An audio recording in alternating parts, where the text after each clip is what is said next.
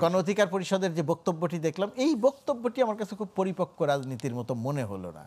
যে পদত্যাগ করতে হবে, না হলে যমুনা ঘেরাও করব, এই রকম পর্যায়ে তো রাজনীতিটা যায় নাই যে যমুনা ঘেরাও করার মতো। এখন হতে পারে এটা রাজনীতির কথা বলার জন্য বলে ফেলেছেন, কিন্তু গণ অধিকার পরিষদ একটা নতুন, সেটা এরাও তো একটা তরুণদের রাজনৈতিক দল, যে রাজনৈতিক দলটির প্রধান নেতা নুরু। এখনকার যে ছাত্র যাদের কথা আমরা বলছি তারা একসময় একই সঙ্গে রাজনীতি করেছে, নুরুর সঙ্গেই রাজনীতি করেছে।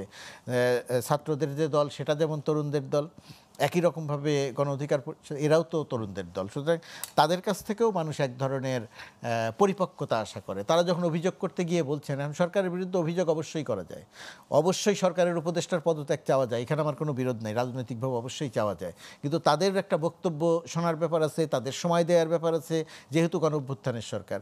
কিন্তু অভিযোগ করতে গিয়ে যদি আমি বলে ফেলি এই সরকার তলে তলে আওয়ামী লীগ পুনর্বাসনের চেষ্টা করছে, এটা কি কোনো কথা? এটা কি কোনো রাজনৈতিক কথা হলো? তারাও তো একটা বড় স্টেক হোল্ডার এই অভ্যুত্থানের, এবং অভ্যুত্থান পূর্ববর্তী দীর্ঘ সময় মাঠে ফ্যাসিবাদ বিরোধী আন্দোলনে। কার কথা বলছেন? গণ অধিকার পরিষদ। এটা নিয়ে আমার কোনো আপত্তি নেই, তো এটা তো আমি একমত। তারা তো ধরেন নূর একা যে পরিমাণ মায়ের খেয়েছে, মায়ের খাওয়ার পরে যেভাবে সে রাস্তায় দাঁড়িয়ে থেকেছে, এটা তো স্বৈরাচার বিরোধী আন্দোলনে, শেখ হাসিনার এই ফ্যাসিজম বিরোধী আন্দোলনে, এই জুলাই আগস্টের গুলি করে হত্যা করার আগে পর্যন্ত নুরুর চেয়ে বেশি ত্যাগ তো আর কেউ স্বীকার করেন নাই।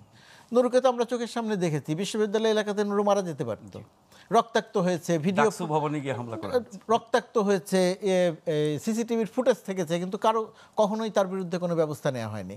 এগুলো সব সত্যি, কিন্তু আমি বলছি যে যখন আপনি একটা রাজনৈতিক দল, যখন আপনি তুলনামূলকভাবে নতুন রাজনৈতিক দলটির চেয়েও পরিপক্ক রাজনৈতিক দল, তখন যখন আপনি একটা সংবাদ সম্মেলন করবেন, তখন যখন আপনি একটা দাবি জানাবেন, সেই রাজনীতির মধ্যে অনেক মানুষ শুধু বয়স দিয়ে সব কিছু বিচার করবে না।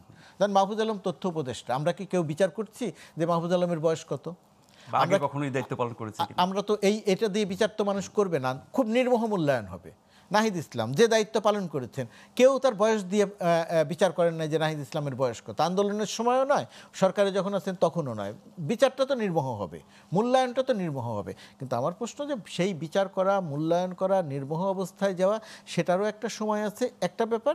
তার চেয়েও বড় যে ব্যাপার, এই সরকারটি গণঅভ্যুত্থানের আন্দোলনের ফসল, এবং এই সরকারটি আওয়ামী পুনর্বাসনের উদ্যোগের যে কাজ করছে, এই অভিযোগ কোনো বিবেচনাতেই সত্যি নয়। এই সরকারের আপনি প্রশ্ন করতে পারেন যে ফ্যাসিস্ট যারা আছেন, শেখ হাসিনা সহ, তাদের বিচারিক প্রক্রিয়াটা ঠিকমতো চলছে কিনা।